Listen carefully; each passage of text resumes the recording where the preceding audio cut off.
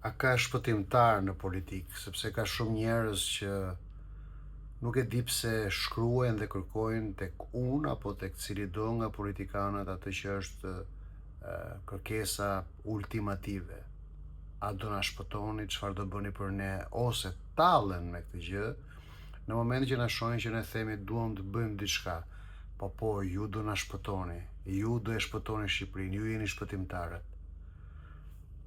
Nuk ka shpëtimtar në politikë, nuk ka patur kurrë dhe nuk do të ketë kurrë shpëtimtar në politikë. Dëgjojeni, ju lutem, këtë të vërtet, dëgjojeni mirë këtë të vërtet. Politika nuk ka shpëtimtar. Politika në rastin më të mirë ka shërbestar, por kurrë nuk ka shpëtimtar. Nuk ka lindur akoma ai politikani në botë dhe nuk do të lind kurrë sa të ketë njerëzim në këtë univers, ai politikani që është shpëtimtar. Shpëtimtarët në kuptimin fetar nuk vinë për të bërë politikë, sepse nuk vinë për asnjë kuror të tokës.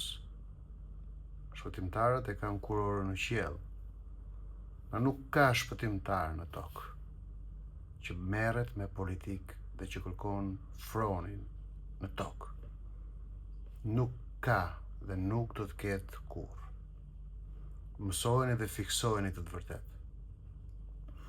Ka njerëz të cilët vendosin të marrin përsipër, të shpalosin ide, qëllime, objektiva, të bashkojnë të tjerë njerëz dhe të konkurojnë për role, pozicione apo funksione politike, dhe këta njerëz ndahen në disa kategori, por për thjeshtësim të bisedës sonë po i ndajmë në dy kategori bazë.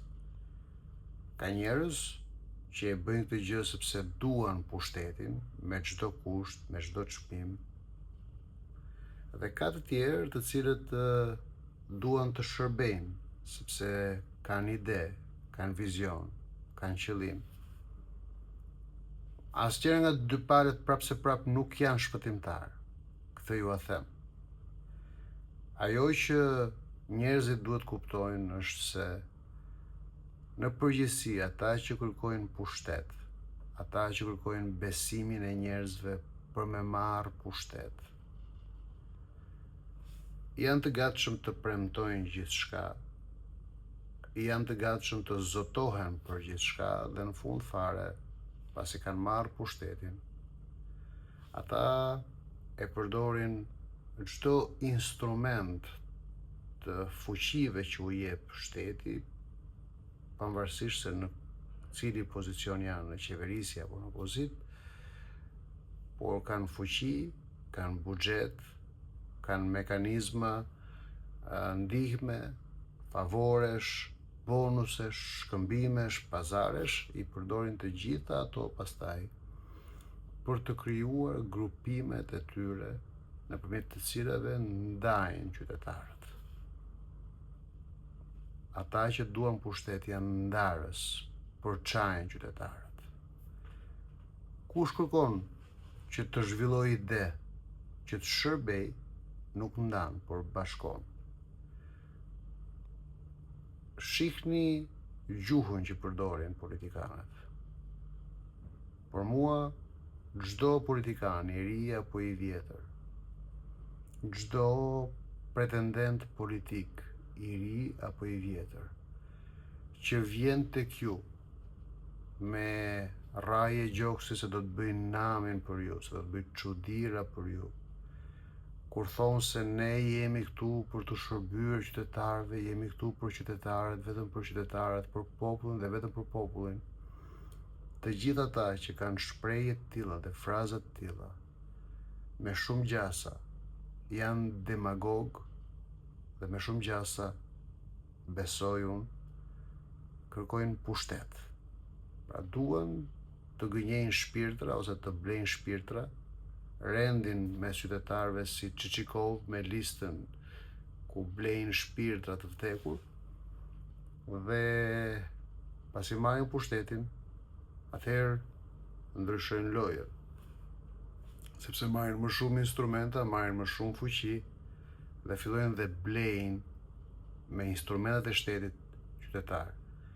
Në fazën e parë i blejnë me premtime dhe me zotime dhe me rraje gjoksi, në fazën e dytë nuk kanë nevojë fare, sepse i blejnë me favore, i blejnë me bonuse, i blejnë me përfitime, me shkëmbime, e kështu me radhë.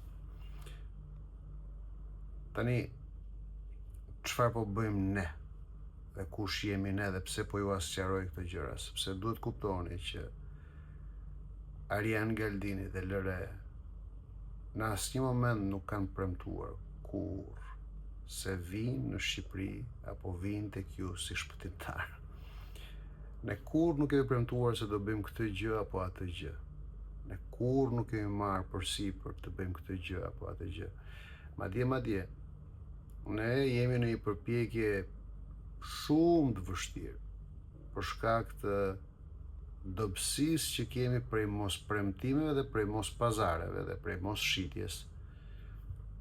Ne po përpiqemi që t'u themi njerëzve se që gjërat të ecin në Shqipëri, që gjërat të ndryshojnë në Shqipëri, ne duhet të gjejmë një mënyrë të përbashkët për me u bë me njëri tjetrin të gjithë dalzocat, të gjithë ndërmarrës dhe sipërmarrës të barrës personale, dhe të gjithë të kontribuojmë me aq sa mundemi dhe me atë që mundemi që gjërat të ndryshojnë pak nga pak. Unë dhe ne, si rinisje, besojmë tek ndryshimi që fillon tek qytetari. Ndryshimi që fillon tek qytetari nuk kërkon shpëtimtarin, kërkon thjesht guximtarin. Atë qytetarin që guxon që ta marrë për vete për sipër, të bëj pjesën e vetë të detyrës. Nuk është politikani që bën diçka për ty, i dashur qytetar. Madje nëse doni politikanin e përsosur, kërkoni atë politikanin që zgjon në ty, i dashur qytetar, dëshirën, guximin dhe aftësinë për me ndryshu gjërat e tua, për me marrë përsipër pjesën tënde të gjërave që duhet të ndryshosh. Po e prite nga politikanët, do përfundosh i zhgënjur. Po e prite nga ata që duan pushtet, do përfundosh i gënjur dhe i zhgënjur, madje më keq akoma, i dëshpëruar. Lexojeni në Facebook-un tim, ju lutem. Lexojeni në Facebook-un tim edhe ato që unë kam shkruar për porosinë e fundit të Lasgushit, edhe për porosit që na lanë Konica, Noli, Lasgushi dhe të gjithë etrit e mendimit shqiptar. Lexojeni sepse ata flasin për atë që është varfëria e madhe shpirtërore që ka kapluar shqiptarët, dhe këtë e kanë shkruar 100 vite më parë. Edhe ndonë se Shqipëria ka ndryshuar shumë, ndonë se Shqipëria ka ndërtuar kulla, rrugë, ka përparuar goxha në kuptimin vizual dhe fizik, shpirti shqiptarëve ka mbetur ashtu i dëshpëruar. Dhe kjo vjen sepse shpirtrat nuk pasurohen kur presin nga zgjidhjet që do t'u sjellin politikanët shpëtimtar. Shpirtrat ringjallen kur njerëzit marrin përsipër të bëjnë secili detyrën e tyre qytetare. Që një qytet të jetë më i mirë, secili prej nesh duhet të jetë më i mirë.